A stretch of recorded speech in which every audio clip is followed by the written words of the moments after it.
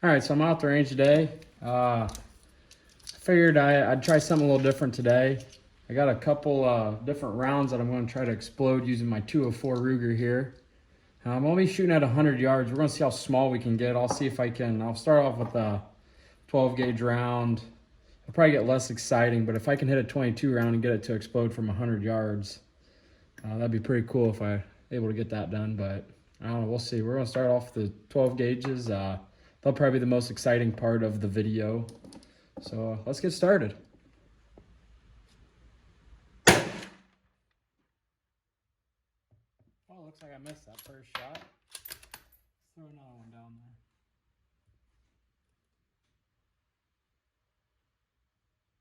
there.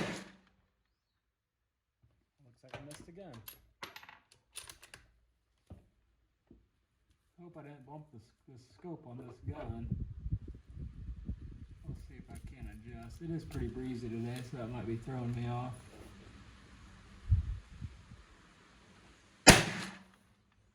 There we go. And it looks like it exploded. There's a big old hole in that target now. Let's go down and take a look.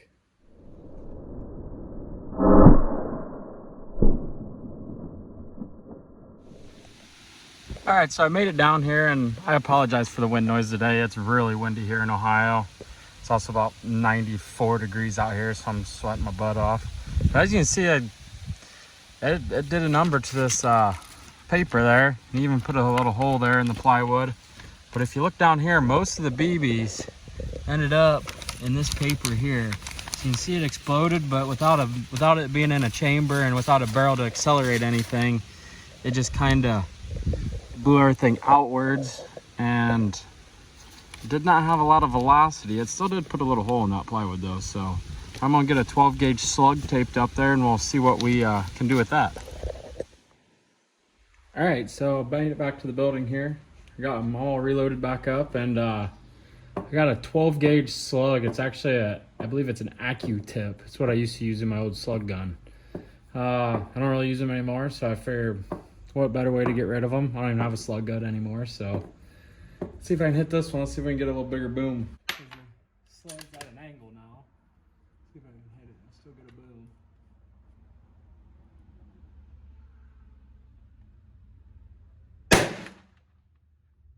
There we go. I got her on that one. I had to hit it from the side because I knocked some of the tape loose, so we still got a good boom out of it though. So it looked like I put a pretty good hole into the plywood. Let's go down there and take a look. All right, so there you can see the bigger hole from the slug, but I'm guessing that's just because I had more powder, because I actually found the shell. When I get back to the building, I'll show it to you when I got a little less wind noise. There's the 20 gauge hole and there's the 12 gauge slug hole. You can see it just throws powder. It's not actually burning all of it, it's just throwing it everywhere. Actually, I didn't see it when I come back here the first time, but there is our 20 gauge haul.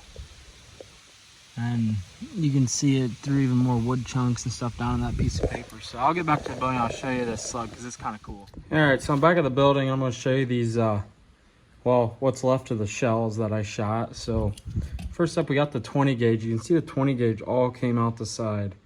The brass, the primer, everything's gone. No powder left. I don't know if it really exploded or just the force of a 204 ripping through it. Just threw everything everywhere. You can see it did not expand. The crimps on the top. And the real interesting one is the 12 gauge.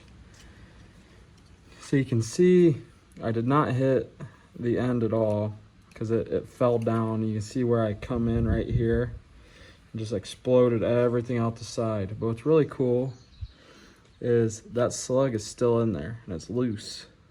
You can see where that 204 hit that, but it didn't have enough ass to push it out the end. It just exploded everything out the side. And I'll see if I can get this slug out of here real quick. Oh, there it is. So there's your slug there. You see where I hit it. That's pretty cool. All right, so I got a 12 gauge shell in the center with 4 20 gauge shells taped around the outside. We'll see if I can hit the center one, see if we can blow up multiple of them. I don't think it's probably gonna work, but you never know. Might end up cool. We'll see. Well, it looks like one of them blew up.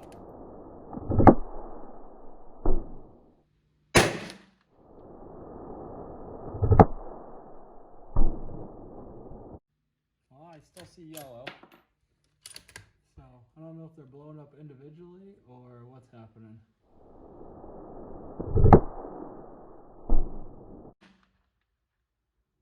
Looks like there's still one left.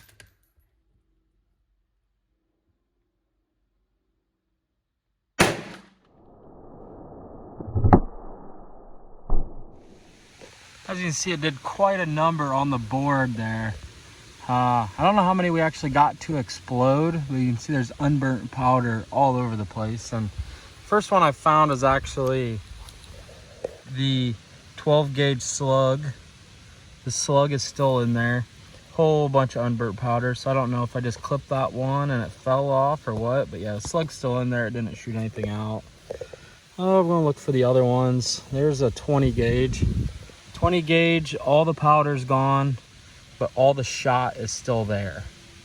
There's ants everywhere out here. So there's two of the 5. I don't know where the other ones went. All right, so up next, I got a couple of 270 Winchesters taped up down there. Let's see if a rifle round explodes a little better than a shotgun shell. That last round, they pretty much, I don't know if the powder even burnt or if it was just the force of the 204 hitting it that kind of exploded it. So we'll see if a rifle round can do any better, if I can even hit them. There we go. That one exploded. I could actually hear that one. Let's go down and check it out.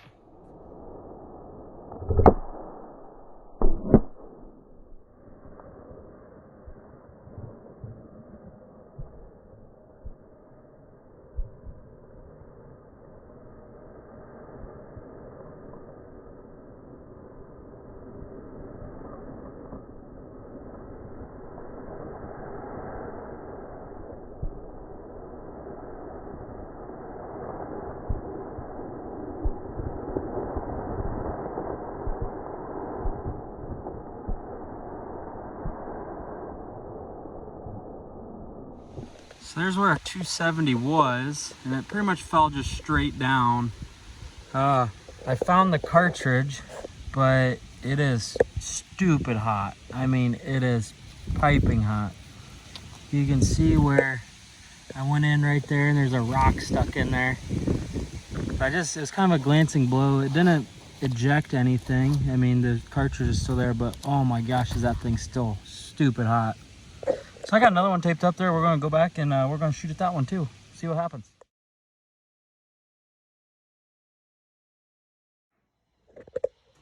All right, so I'm back at the building after shooting that second 270. Here's the first one. You can see where I just kind of glanced at there, shot the primer out, burned all the powder, left the bullet intact. Now the second one was a little bit more of a direct hit. It annihilated it. I have no where that bullet shot out. No idea where it is. I don't know if I went right down the primer, but you can see it just, I mean, exploded. It's kind of wild. It bulged everything out at the top and then just split from there on. So yeah, I'm going to do a little shooting with 9mm. I'm not going to take you guys along for that, but thanks for watching Ohio High Brass today. Please like and subscribe. I don't really do this for money or anything like that. Obviously, I don't make money on this, but I do it for fun. But if somebody gets a little enjoyment out of it, it's a good day.